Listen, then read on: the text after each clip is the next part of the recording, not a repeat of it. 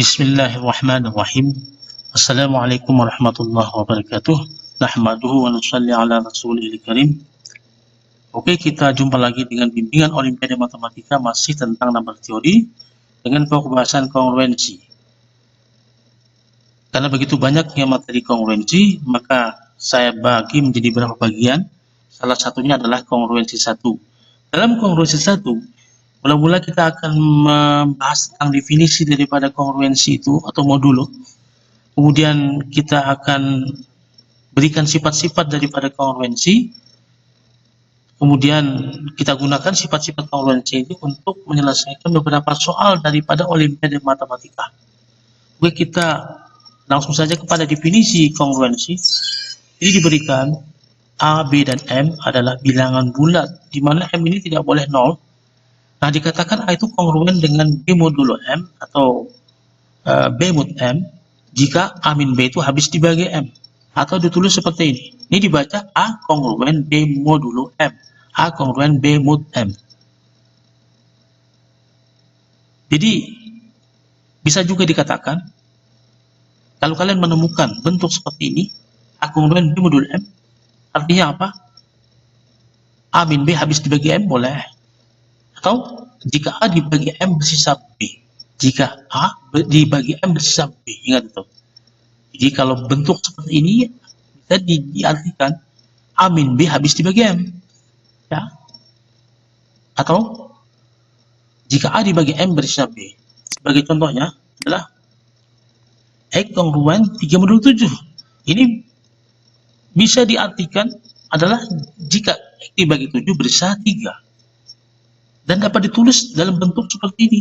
X sama dengan 7K plus 3. Jadi, X sama dengan 7K plus 3 bisa ditulis dalam bentuk X kongruen 3 modul 7. Dan bisa dikatakan, ya, jika X dibagi 7 bersisa 3. Ingat. Pelajari dengan baik ini, pengertian daripada modulo ini. Oke, kita langsung kepada definisi. Daripada bukan definisi, tapi adalah sifat-sifat daripada kongruen. Diberikan A, B, dan M bilangan bulat dengan M tidak 0, maka yang berlaku adalah A kongruen A modulo M. Jelas, disebut dengan sifat refleksif. Kemudian, jika A kongruen B modulo M dan B kongruen C modulo M, maka berlaku A kongruen C modulo M. Ini disebut dengan sifat transitif. Kemudian, sifat ketiga, A kongruen B modulo M, jelas jika dan jika berlaku B kongruen A modulo M. Kemudian sifat keempat, A kongruen B modulo M dan C kongruen B modulo M, maka berlaku A plus C, itu A plus C kongruen dengan B plus D modulo M. Dan juga A min C kongruen dengan B min D modulo M. Kemudian selanjutnya sifat kelima, jika A kongruen B modulo M, maka berlaku A kali K kongruen B kali K modulo M untuk semua bilangan bulat K. Kemudian sifat keenam, jika A kongruen B modulo M dan C kongruen B modulo M, maka berlaku A kali C kongruen B kali D modulo M. A kali C kongruen B kali D modulo M. Kemudian sifat ketujuh, sifat terakhir, jika A kongruen B modulo M, maka berlaku A pangkat N kongruen B modulo N kongruen B pangkat N modulo M untuk semua bilangan asli N. Saya ulangi, jika A kongruen B modulo M, maka berlaku A pangkat N kongruen B pangkat N modulo M untuk semua bilangan asli N. Oke, kita akan buktikan, tapi untuk kali ini yang saya akan buktikan hanya sifat ke-7 karena keterbatasan waktu. Sifat 1 sampai ke-6 silakan kepada siswa-siswa bimbingan OSN untuk mengerjakannya sebagai latihan. Nah, sifat ke-7.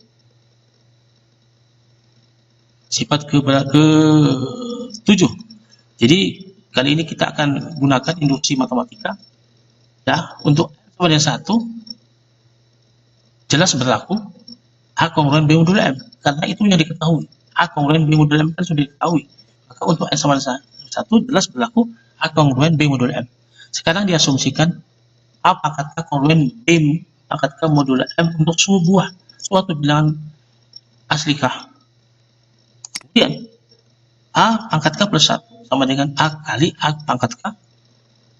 Nah, perhatikan di sini kita menggunakan sifat ke-6 daripada sifat kongruensi tadi. Karena A tadi sama dengan apa? Sama dengan A kongruen B modul M. Kemudian sudah diasumsikan tadi A pangkat K kongruen dengan B modul K. Menggunakan sifat yang ke-6 ini, yaitu ketika A kongruen B modul M dan C kongruen B modul M, maka berlaku A kali C kongruen B kali D modul M, maka berlaku A kali A pangkat K kongruen B kali B pangkat K. Ya, A kali A pangkat K kongruen B kali B pangkat K modul M. Bisa kita dapatkan A pangkat K plus 1 kongruen B pangkat K plus 1 modul M. Maka kita simpulkan apa? Kesimpulan apa? A pangkat N kongruen B pangkat N modul M untuk semua bilangan asli N. Bukti selesai. Oke, kita lanjut kepada pembahasan soal.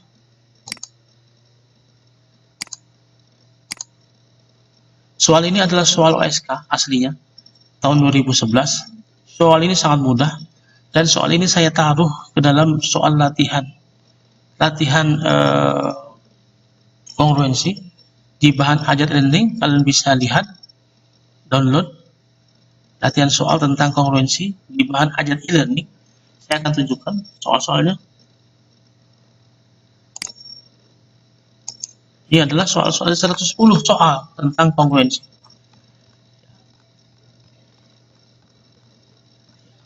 110 soal, banyak. Ya, jadi gambar teori, materinya kongruensi. Di sini bukan saja tentang definisi kongruensi atau sifat-sifat kongruensi, juga di sini memuat teori masih pembagian Cina. Ya, jadi kalau kalian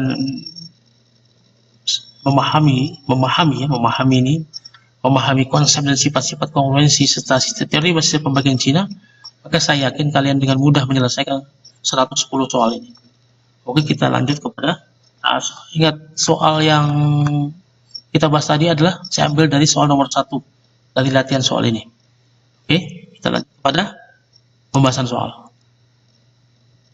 Jika bilangan M dibagi M bersisa 3. Perhatikan ini, bilangan M dibagi 5 bersisa 3. Nah, kalau kita tulis dalam bentuk kongruensi apa? Yaitu M kongruen 3 modulo M. Jadi M kongruen 3 modulo M. Dan bilangan N jika dibagi 5 bersisa 2.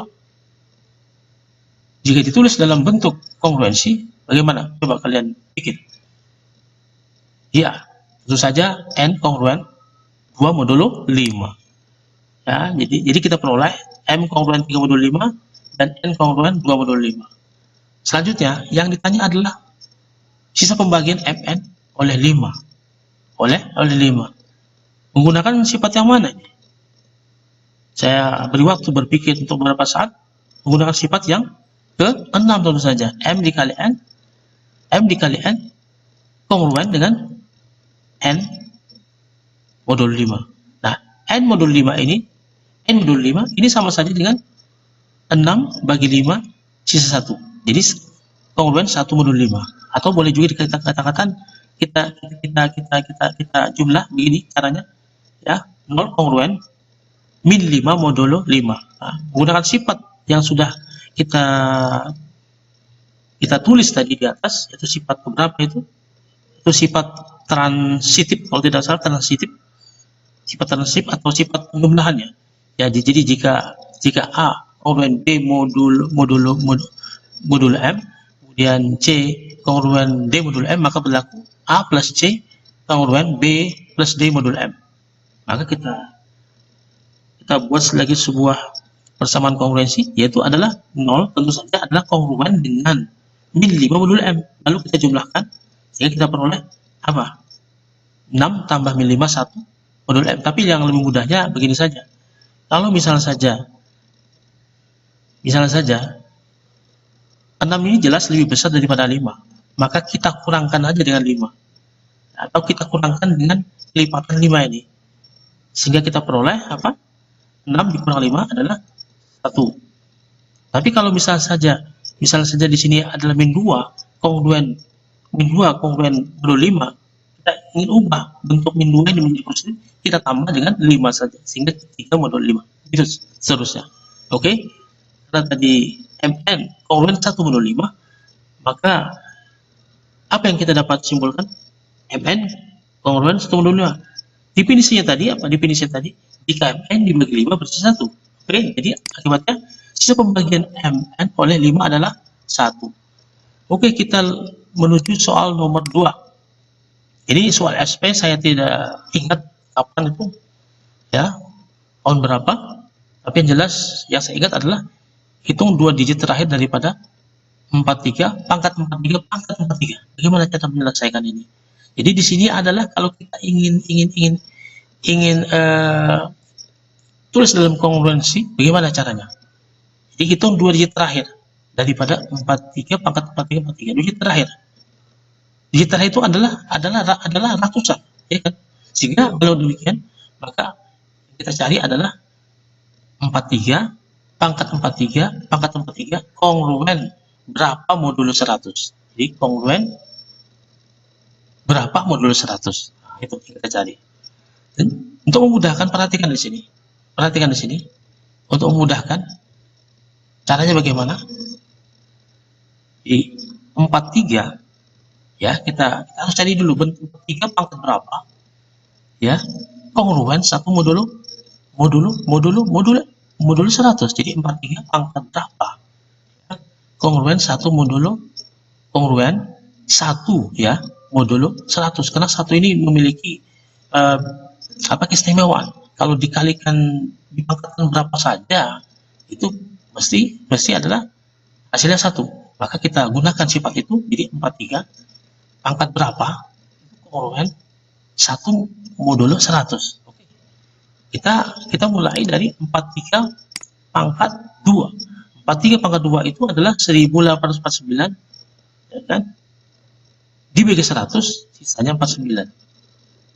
Kemudian lagi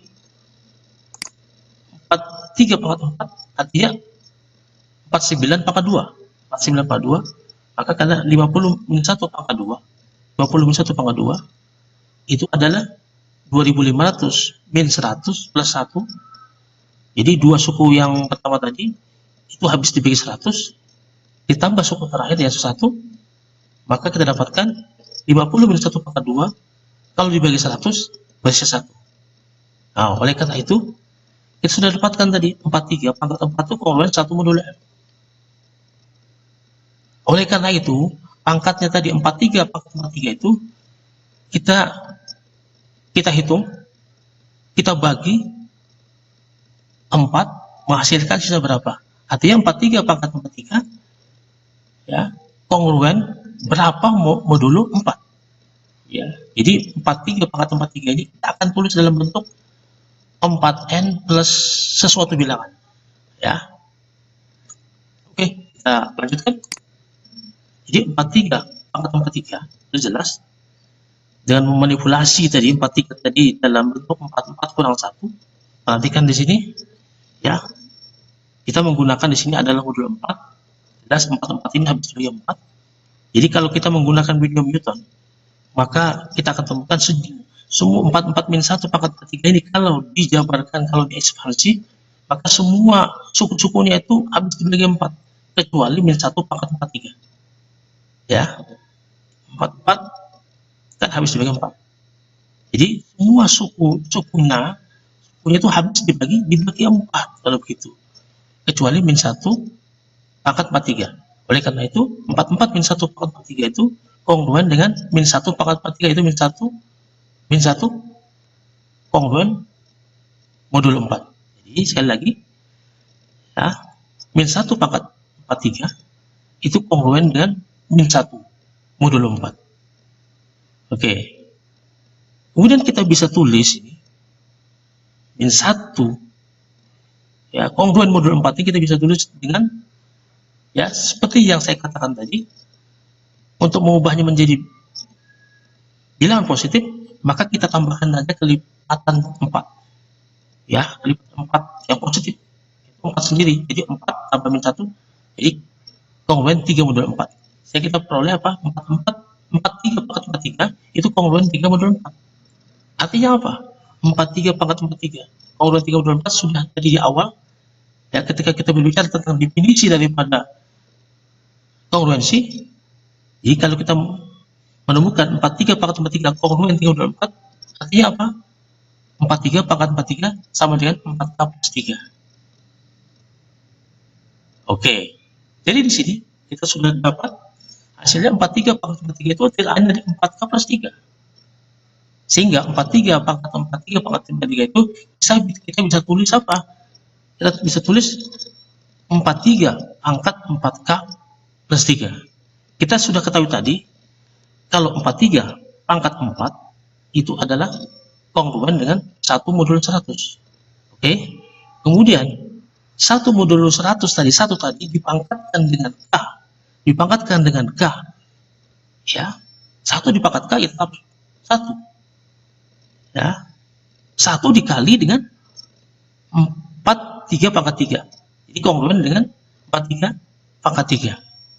Nah, 43 pangkat 3 kita jadikan 4 kali 3 pangkat 2, yaitu adalah sama kongruen dengan 49 modulo 100. Kita tulis 49, kemudian 4 dikali 43. Jadi 43 sama dengan 42 kali 43. Ya, dengan menggunakan sifat keberapa ini? Sifat ke-6 daripada sifat kongruensi tadi. Ya, sifat ke-6 daripada kongruensi tadi kita dapatkan 49 kali 43, yaitu 2 kongruen dengan 2107. Ya, dibagi 100 sisanya 7, sehingga kita pernah peroleh 43 pangkat 43 pangkat 3 itu kongruen dengan 7 modulo 100. Artinya apa? Artinya jika 43 pangkat 43 pangkat 3 dibagi 100 bersisa 7. Ya, artinya apa? 2 digit terakhir daripada bilangan ini adalah 0 dan 7, 0, 7. Oke, kita lanjutkan kepada soal yang terakhir. Ini juga soal OSP atau SK, saya lupa tahunnya kapan. Jadi saya kenalkan dulu apa itu palindrom. Palindrom adalah bilangan yang sama dibaca dari depan atau dari belakang. Sebagai contoh, 1, 2, 3, 2, 1. 3, 2, 2, 2, 3. Ini kalau dibaca dari depan, dari belakang sama. Ya. Ini merupakan palindrom. Tentukan palindrom 5 digit terbesar, ya habis dibagi 303. Perhatikan di sini. Kalau saya misalkan dengan bilangan palindrom itu adalah X, maka 303 itu habis membagi X. Atau X itu, ya ingat, kalau misal saja palindrom itu adalah, saya misalkan dengan X, palindrom 5 digit adalah X, maka X itu habis dibagi 303. Sedangkan 303 ini faktor primanya adalah 3 dan 101 saja. 3 dan 101. Jadi 303 sama dengan 3 kali 101. Jadi kalau demikian, jadi 3 dikali 101 itu membagi X. Nah, sedangkan tadi kalau seandainya 101, ya, perhatikan sini 101 dikali dengan bilangan 3 digit berbentuk A, B, A, maka yang kita dapatkan apa? Adalah suatu bentuk AB, BA, BA. Jadi kita dapatkan dengan AB tertentu, kita dapatkan apa? Kita dapatkan suatu palindrom. Suatu palindrom. Ya. Palindrom itu X tadi yang kita cari tadi. Oke, cari tadi. Perhatikan di sini. Berarti apa yang kalian akan dapatkan dari sini? Jadi 101 dikali ABA sama dengan AB 2ABA sama dengan X. Apa yang kalian dapatkan? Ada beberapa hal yang kalian dapatkan. Coba perhatikan baik-baik. Apa yang kalian dapatkan? Perhatikan, ada B, ya, A, B, ini adalah sebuah bilangan, sebuah digit, suatu digit. A ini jelas ya, bisa 1, bisa 2, bisa 9. Sedangkan B juga bisa 0 bisa sampai 9. Tapi perhatikan di sini. Di sini ya, 2A. 2A ini tidak boleh lebih 2A tidak boleh lebih besar daripada 9.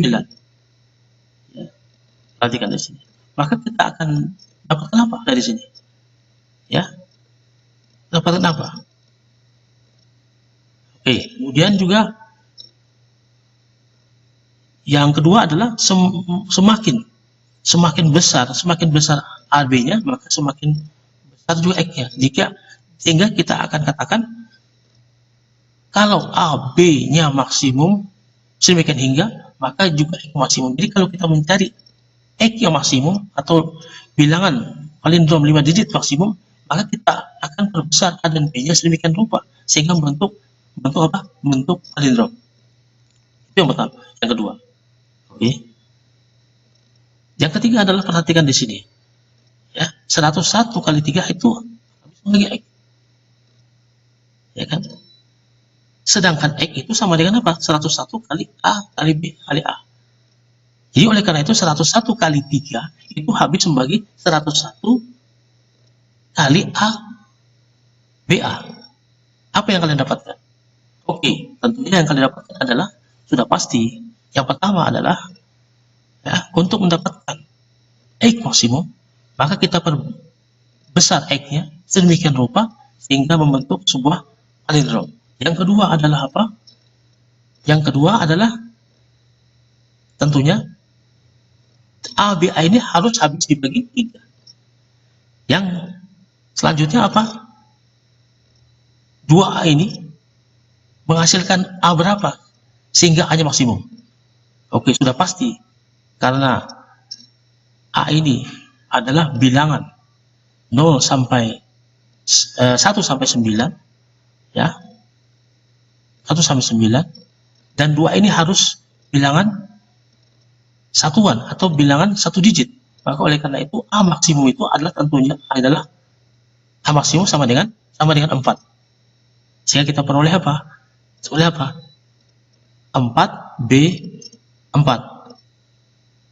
4B4. 4B4.